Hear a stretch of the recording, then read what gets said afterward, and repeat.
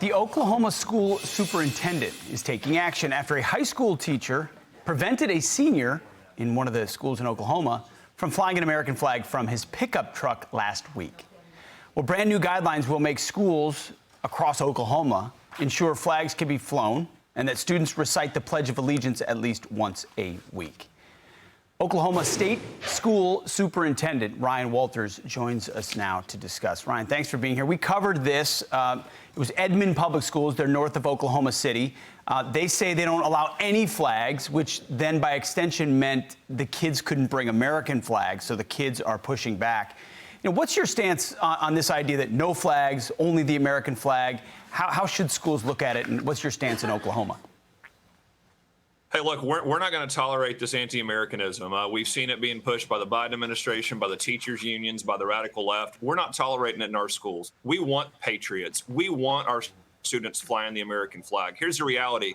That is a flag that so many have died for us to have the right to fly it and be the greatest country in the history of the world. We want our kids to know that. We want our kids to love that flag, love this country. So we have acted swiftly to say that this will never happen again. Every single school in the state will protect the students' right to fly that flag. We will fly that flag, and we will promote patriotism in Oklahoma schools. And in Oklahoma schools, if I'm correct, the Pledge of Allegiance is required to be said once a week as well, right?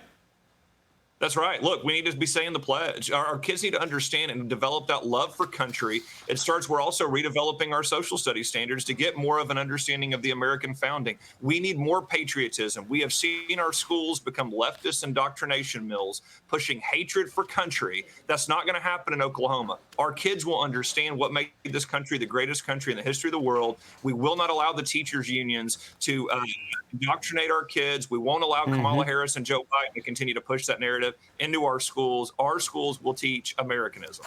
Well, next step, get rid of social studies. The progressive made that subject up altogether 100 years ago, but that's a whole other story. I love this next one because the Oklahoma legislature, going into this school season, has required a course on Bible and incorporating the 10 Commandments into public school curriculum. It used to be that way in public schools. We used to be able to talk about God, talk about the Bible, talk about 10 Commandments. Now it's required in Oklahoma. I think it's wonderful. What's the response been from some of these school districts, including in, the tall buildings crowd in Oklahoma City?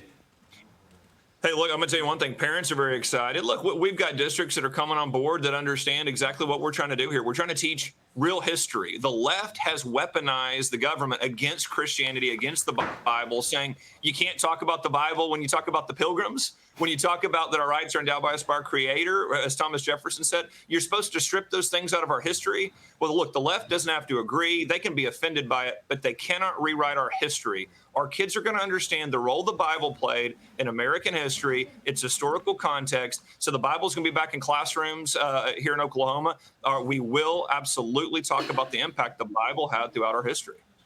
It's a beautiful thing. You're right. We try to teach Western civilization. We try to teach the Pilgrims or the founding, and then we strip all of Christianity out of it and then wonder why it's so empty for kids when we teach it.